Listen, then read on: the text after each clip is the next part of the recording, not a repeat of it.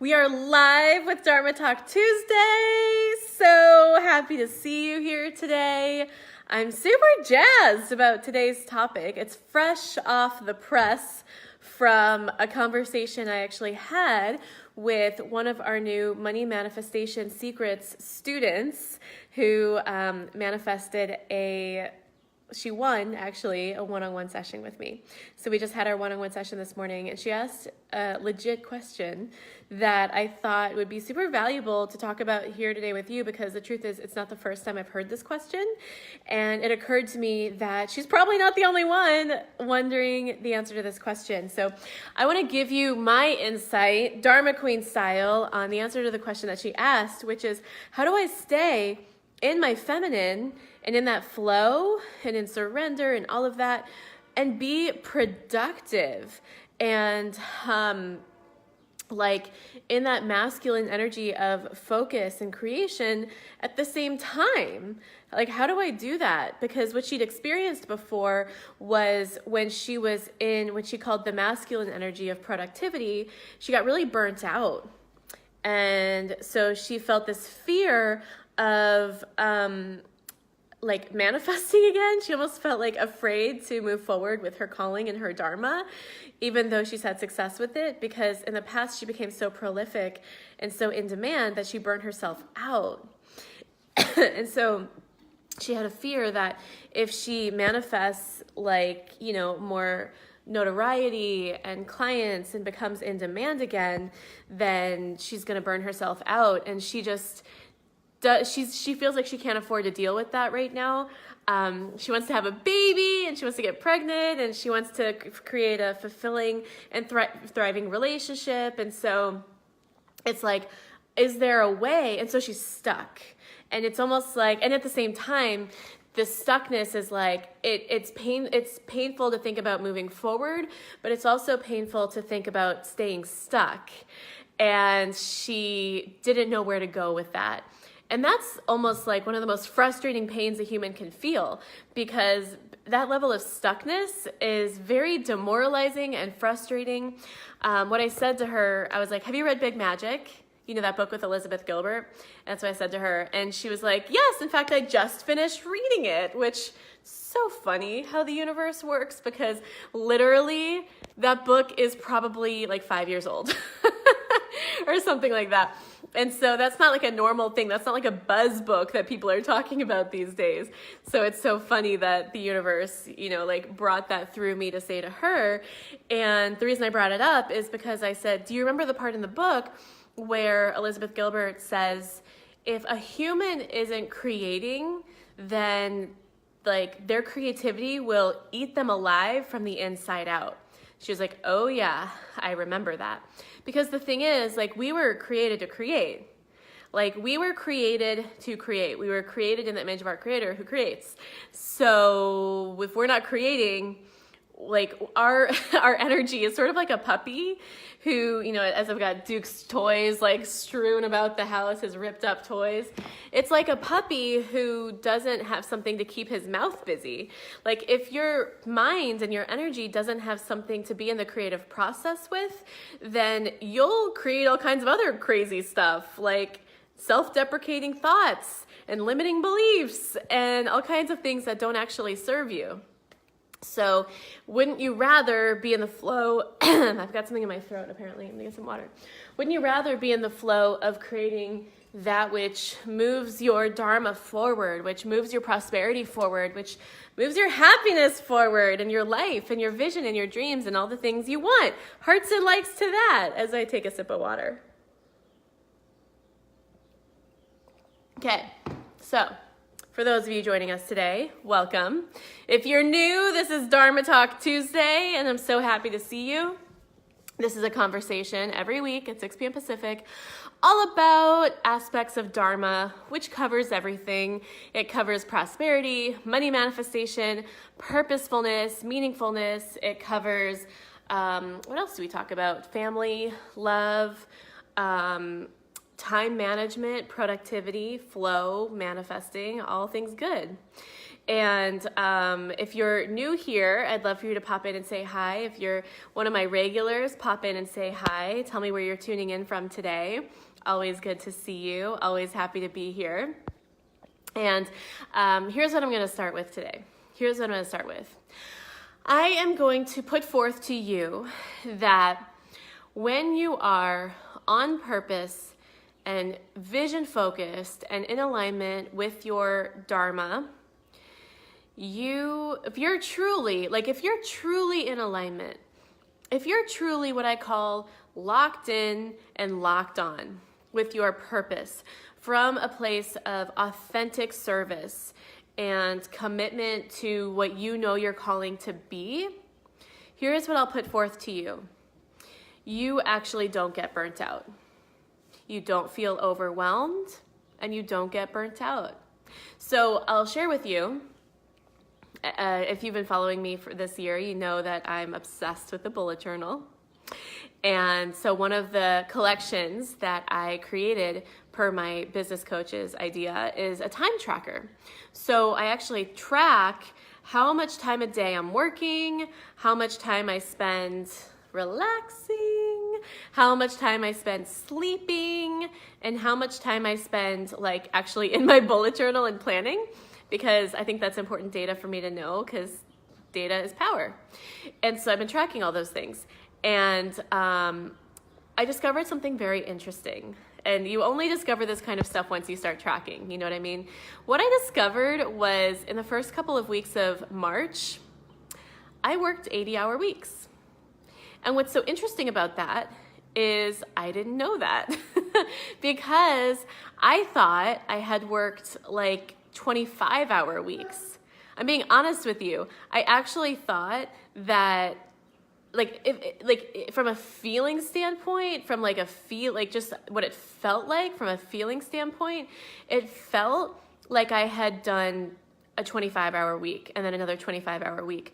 But then when I looked at the tracker, it was accurate. It said I had worked 80 plus hours each week. And I was like, well, that's crazy. How does that work? Like, how is it possible that I worked so many hours but it didn't feel like it? Like I felt spacious and I felt relaxed and like not tired or burnt out or the things that you'd expect to feel after a couple 80-hour weeks. And I thought about it and I realized there's a couple pieces to it. And that's what I want to tell you about today, because it really is the answer to the question of how do you stay in your feminine, in your flowy space, and be incredibly productive and committed and focused and clear at the same time. So that's what I want to talk to you about today. And what I really want to lead with right now is the topic of resistance, okay? So resistance, and I want you to write this down because it's actually really good. Resistance goes away when you are locked in and locked on to your vision. Resistance goes away. It goes away when you are locked in and locked on to your vision. So what's resistance? Resistance is things like blame, like shame, like victim, like procrastination, like perfectionism, like hiding, like bitchiness.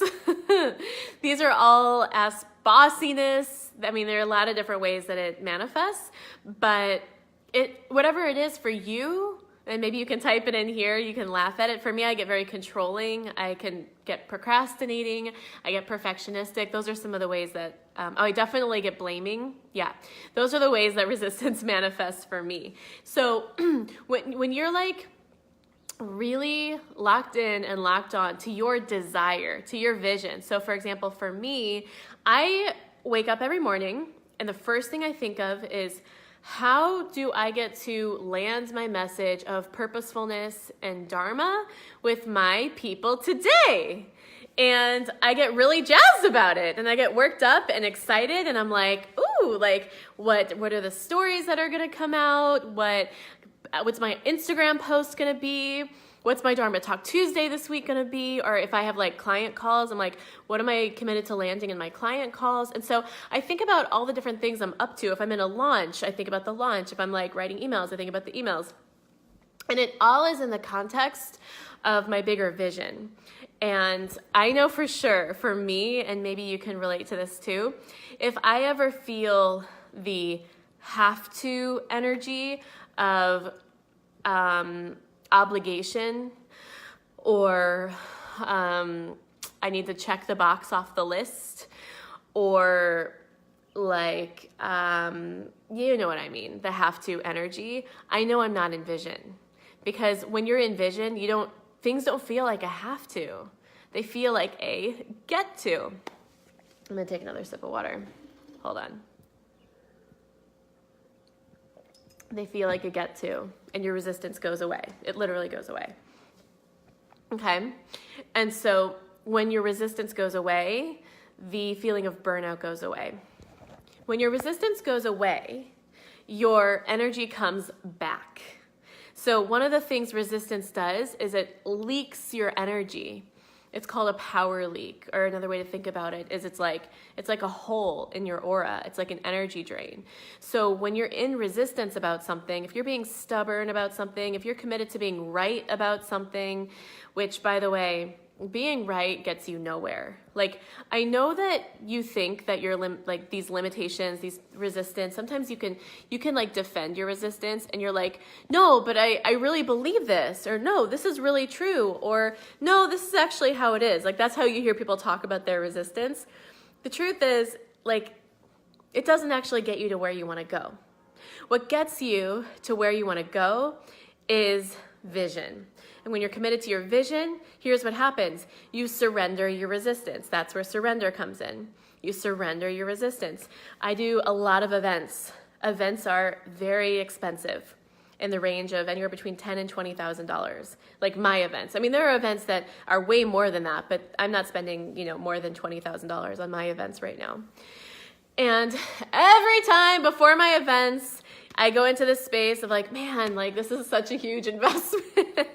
This really adds up, And it's easy to go into like, oh, I could just, like I could just lean back and, like make a difference for people in my virtual world and not put so much money down to do these events and things. Like, man, that would be so much easier. But is that a visionary conversation? No. That's a resistance conversation. And those conversations suck your energy. Any of those conversations, indecision, thinking about it, having to figure it out, or like be in a certain place or have a certain thing done before you make a decision to move forward on something. To be honest, all you're doing is letting your energy be drained out of you. When you're operating out of vision, when you're like thinking about the beingness of a Dharma queen and resting into that, and you're like the story that I shared earlier today, if you haven't watched my story yet today, go watch it. It's about the mantra, I'm on track.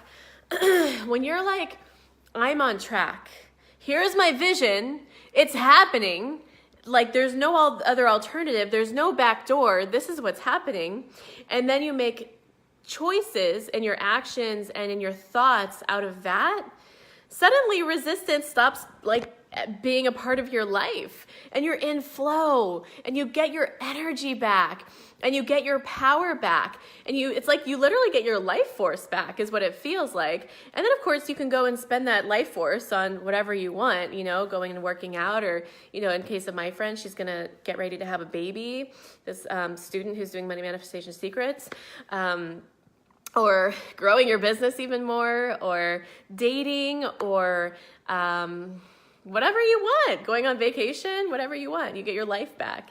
And like when you're in resistance, when you're being stubborn, when you're being right, when you're like in procrastination, when you're waiting for the perfect time, all that's happening is you're letting your life and your energy force and your life force just be sucked out of you. And that's where people start to attribute this thing about masculine, feminine energy. To be honest, I think that's a bit of a misnomer, and I think that's a label that gets kind of like misconceived or misperceived and abused, because it's not really about like masculine versus feminine. It's really about being in the flow versus resisting. It's really about being committed to your vision and your dharma, or not being committed. And honestly, one of my leadership coaches says this, Lisa Coleman. She says 100% is easy, 99% is a bitch.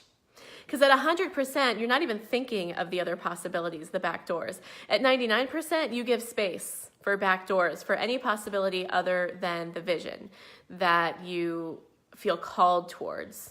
Does that make sense? Hearts and likes if this is making sense to you. I want to say hi to Devon, to Christy, to Brent. He says hi from Encinitas, down the street. Chandra. Rinky says hi from Canada. Chanel, so good to see you. She's asking to see my tracker. I'd be happy to show it to you. It's just over here.